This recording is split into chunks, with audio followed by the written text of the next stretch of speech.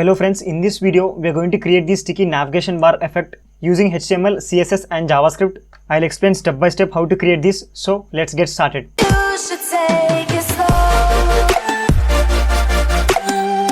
Okay friends, let's take nav and inside that let's take a container and let's give it a class called nav container and inside that let's write h4 and here let's write colors. Okay, and let's come out of that. Let's write ul here and inside that let me write shortcut first, li and then star and 4 greater than symbol a, open the curly brackets, and then here we need to write home, home. Okay, so let me comment this.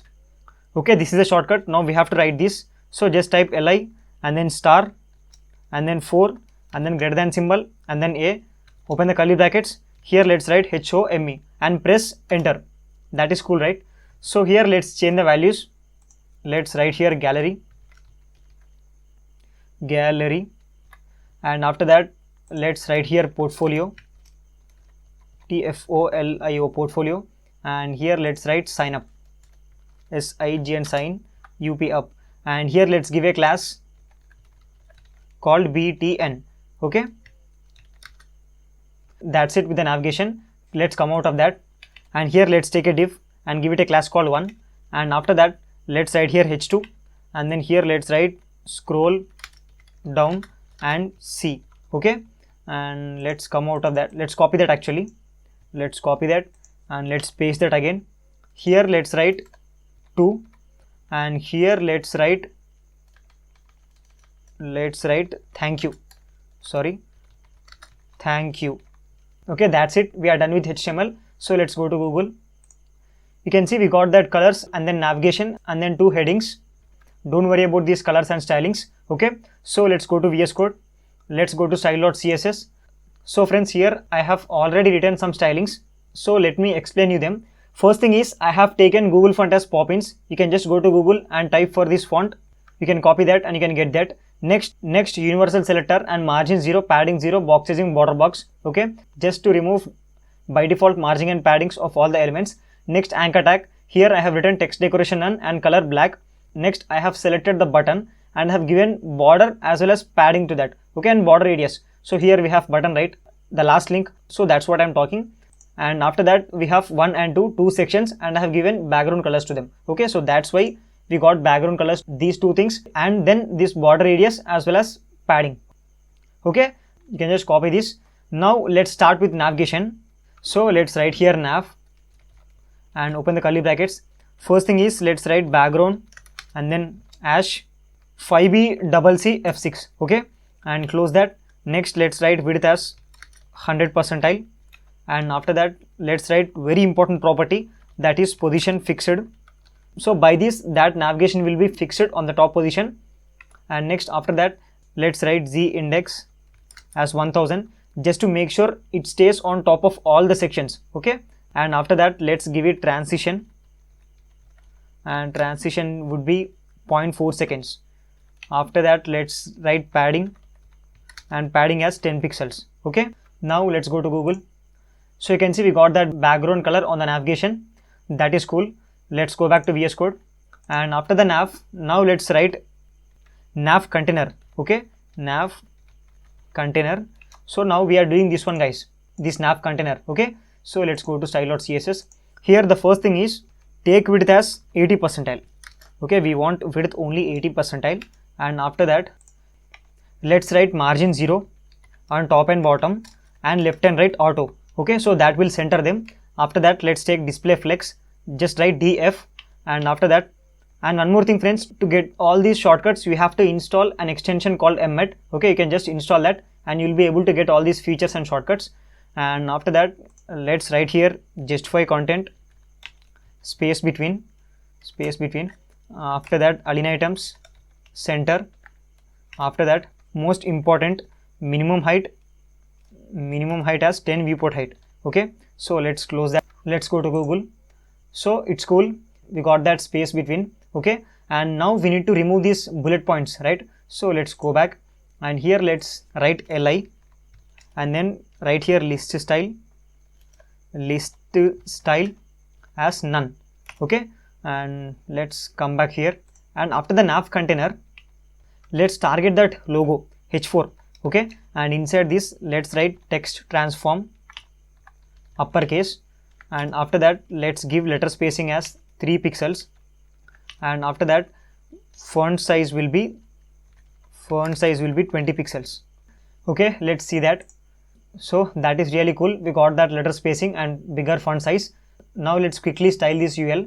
So let's go to VS Code, and here let's write UL, open the curly brackets, here write display flex and justify content space around, not between, space around, and after that let's write align items center. Okay, let me show you that.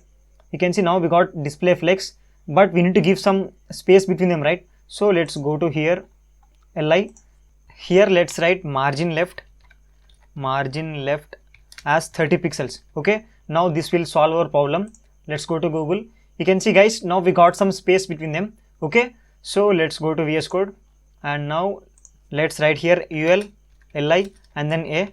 Here let's write letter spacing as 2 pixels and font size as 15 pixels, and after that font weight that would be normal. Okay, that's it. Now let's go to Google. So they are looking really good now. Okay, next thing is we have to style that banner and h2. So let's go to VS Code, and here let's write h2, open the curly brackets. First thing is display flex and justify content center, so that will center it perfectly.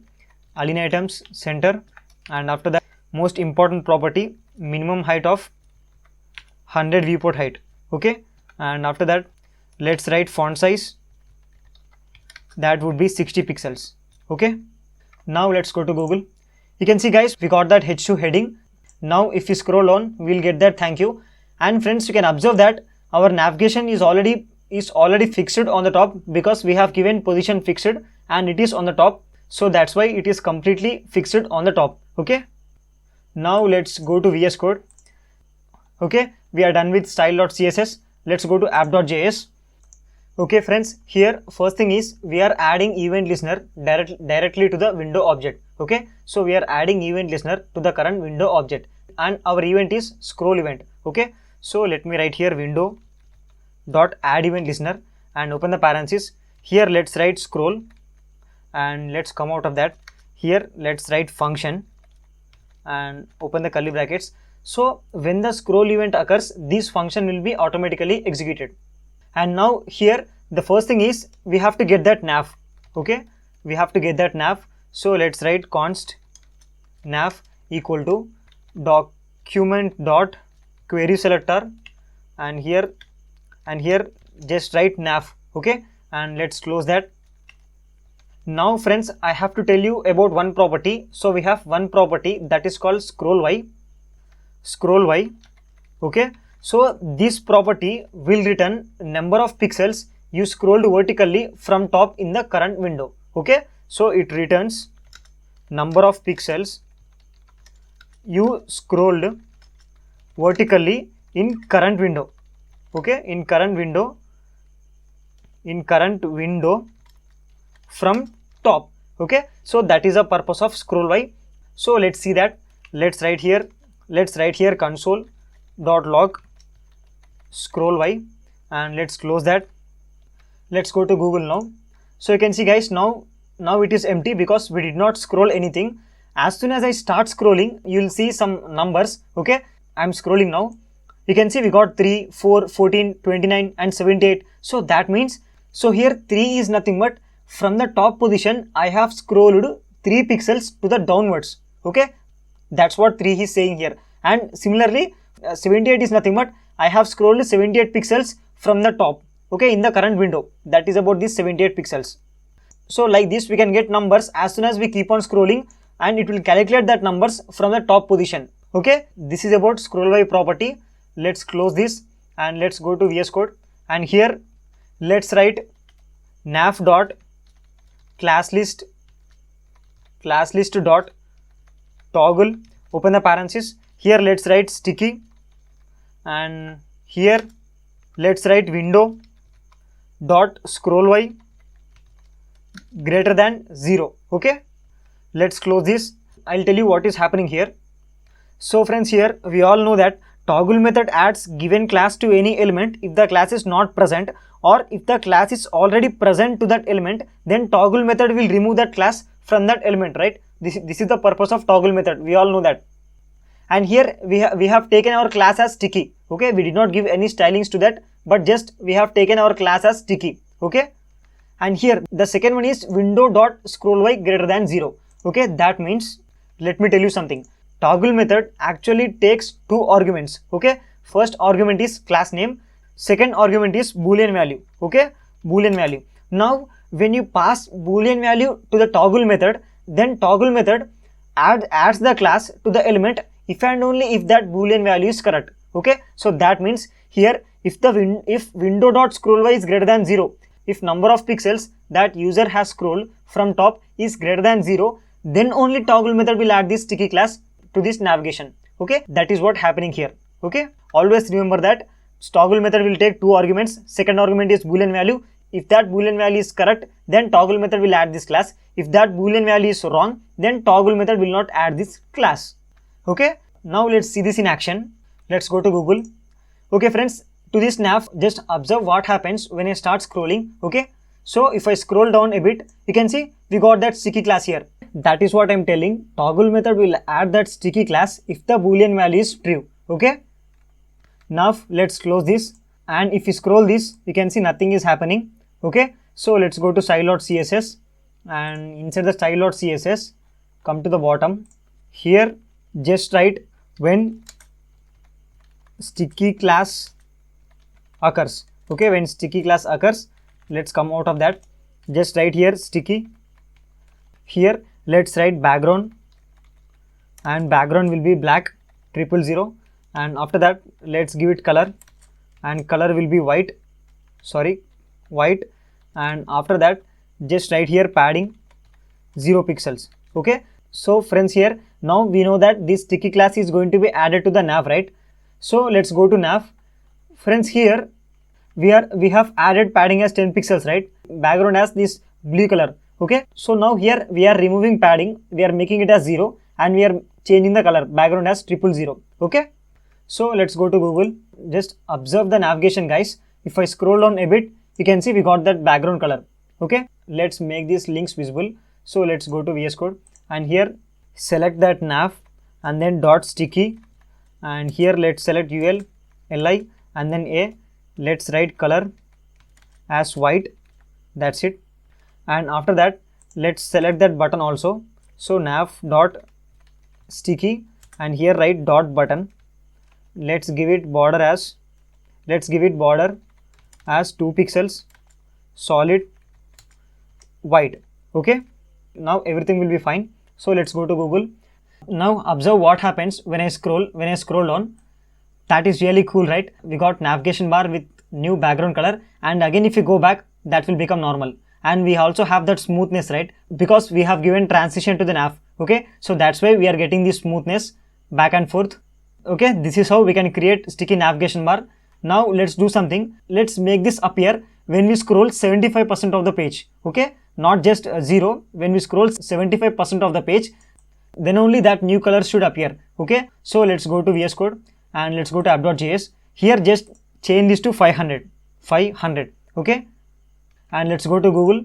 Now observe, guys, if I scroll down, we will not get that effect. So I have to reach 70% of the page.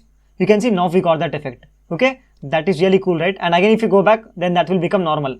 Okay, as soon as it will hit that 500 pixels, we will get that effect. Okay, so this is how we can create it. Let's go to app.js. So friends, I have to tell you one thing. We can also get this same effect using something called intersection observer. So we will have one constructor function, that is intersection observer, and using that also we can get this effect. How to create this using that intersection observer in some other video. Okay, and also one more thing, we got this entire because for the H2 we have given 100 viewport height, and for 1 and 2 we have given background colors. Okay, this H2 is present inside this div, and we have given 100 viewport height. That's why we got 100 viewport height and background colors. Okay, that's it for the video, guys. I hope you have learned something. Friends, please consider subscribing. I'll see you in the next video. Thank you.